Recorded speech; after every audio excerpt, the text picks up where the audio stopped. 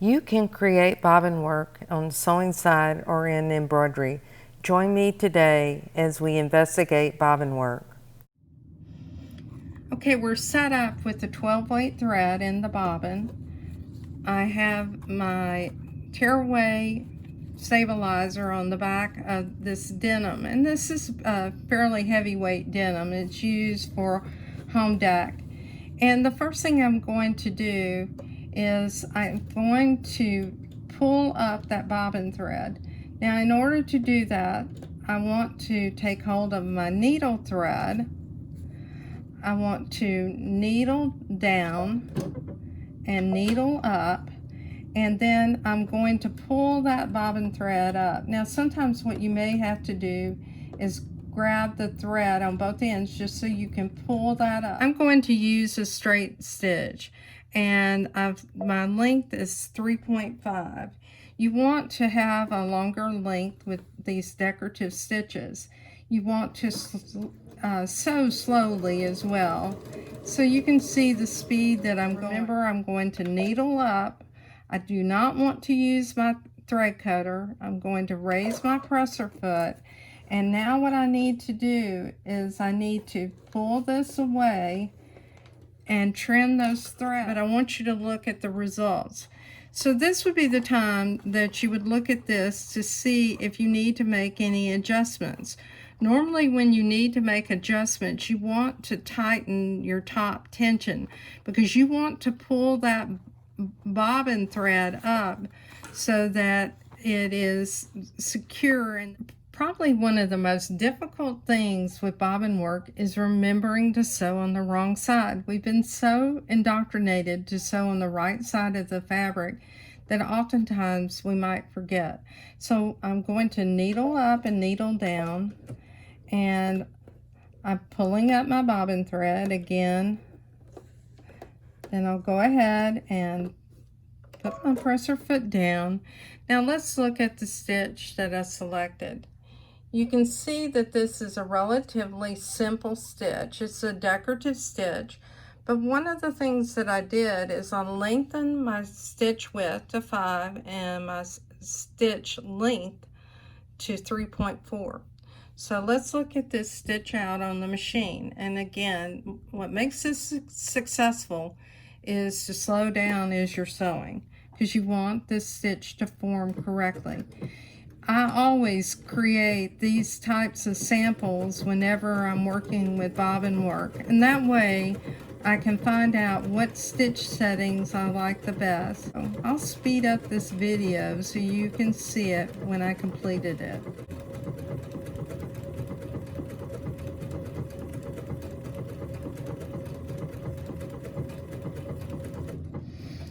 Okay, we're coming to the end of this design. What you want to make sure you do is you want to make sure that you raise your presser foot up, needle up, and go ahead and pull your work away from the machine. Don't use your cutters, and cut your thread.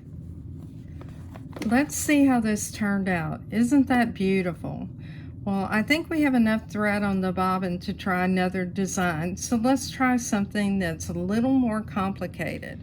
Okay, we're going to try this design, and you'll find it in the menu number 7, and it's stitch 711. Now you'll notice I opened up editing and I linked this. This is one where you can proportionally change the length and width at the same time.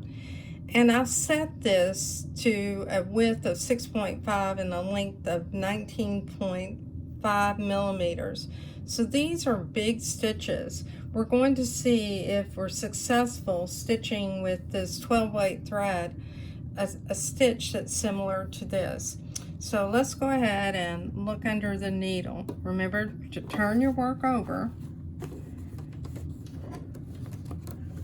We'll just go ahead and work as we are now, and we'll put the presser foot down. Remember, I want to sew at slow speeds.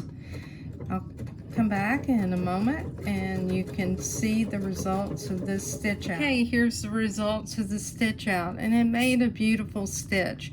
So we're going to change the machine up and set up with some ribbon floss. I'll be back with you in a moment.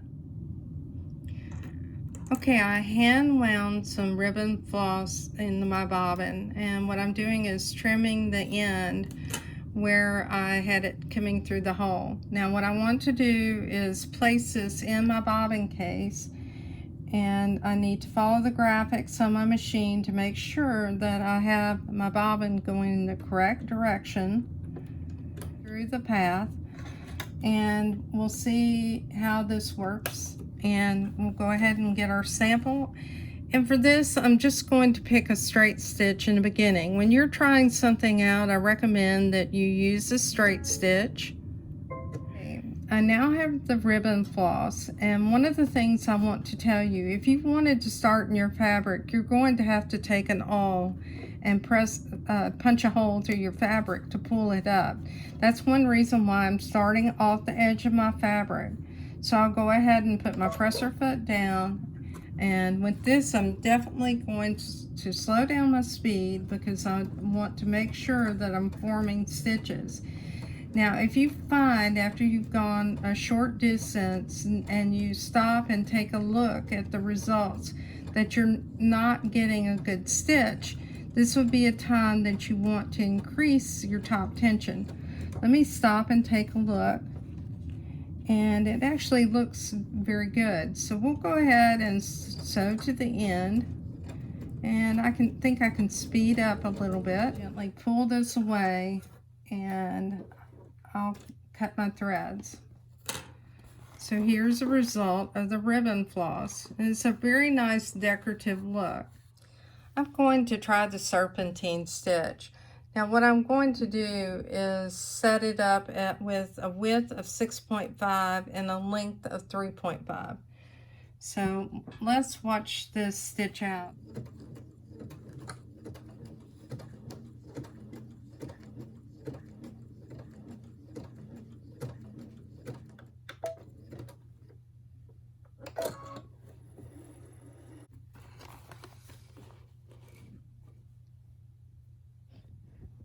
Well, here's that serpentine stitch, and it's definitely an attractive looking stitch with the ribbon floss.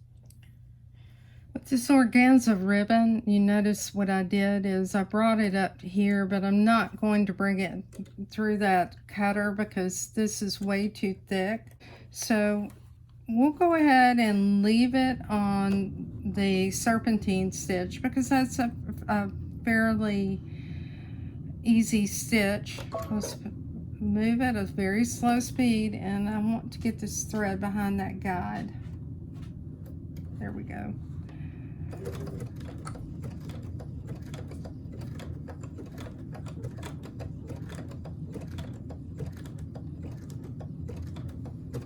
We'll go ahead and stop right there, needle up,